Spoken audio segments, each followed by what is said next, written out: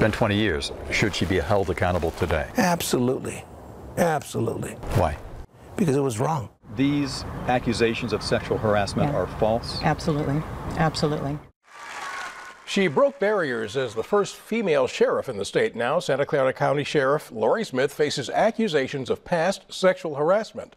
3 of her former deputies tell the I-Team tonight they have their own Me Too stories. Dan Noyes is here with a report you'll see only on ABC 7 News. Dan?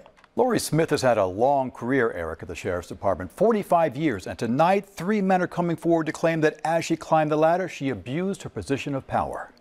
This retirement letter delivered to the Santa Clara County Sheriff's Department in April begins, "Dear Sheriff Smith." It was sent by a 30-year correctional officer who asked not to be identified to avoid possible repercussions for his children. He wrote, "You will recall how on multiple occasions you sexually harassed me."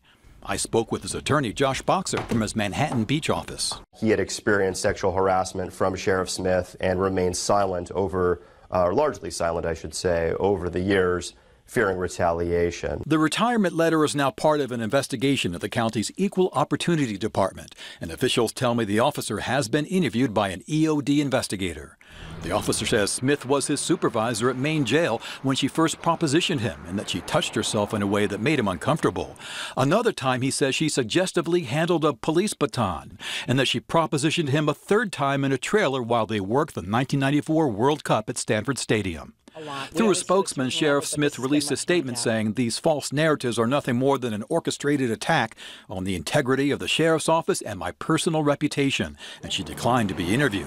So I found her Wednesday evening outside a campaign event that she wound up not attending. Would you talk to me, please? You know, I've got to run back to the office, but I'd be happy to. I asked about the officer's complaints. He says on 3 different occasions you not true. him. Can you excuse me for a moment? And I know that you want to. I'll be happy to talk to you unless this suffices. No. The officer has filed a lawsuit against the sheriff's office and a current jail supervisor claiming age and disability discrimination, harassment, and retaliation. In court papers, the county denies each and every allegation. Boxer tells me the officer's sexual harassment claims against the sheriff are also part of the case, and he's trying, over the county's objections, to depose Laurie Smith in the next 30 to 60 days. Our case continues to grow, and it's certainly bolstered by the other individuals who have come forward as well with similar stories of harassment. Gary Brady is one of those individuals. She undressed and she got on top of me and she wanted me to do some things that I'm embarrassed to talk about now. November 1991, Brady was an undercover narcotics officer when he attended a convention in Burlingame with Laurie Smith and other department personnel.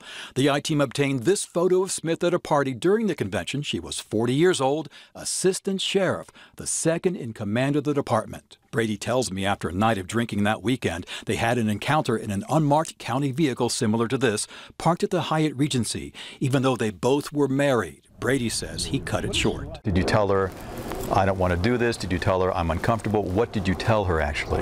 I said, you know, it's time to go. It's time to go. It's absolutely false. So the event with Gary Brady in that county vehicle didn't happen?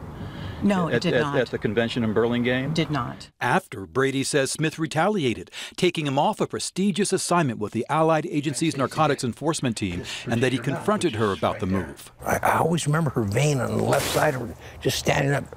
And she told me it's about time the females in this department get the good jobs.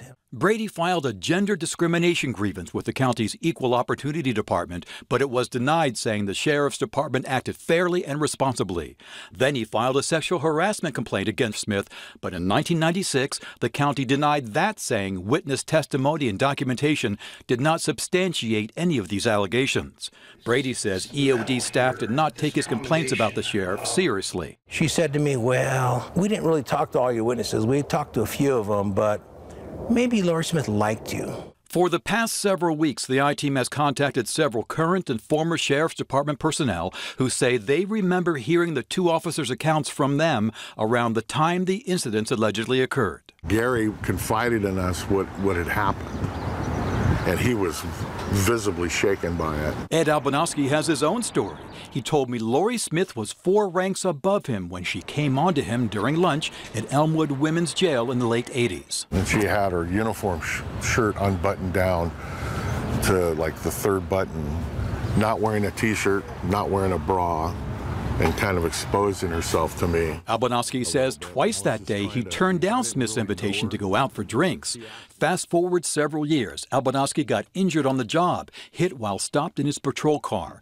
After 2 years out on disability and money running low, he says he met with then Assistant Sheriff Laurie Smith. I was basically pleading with her to get my job back.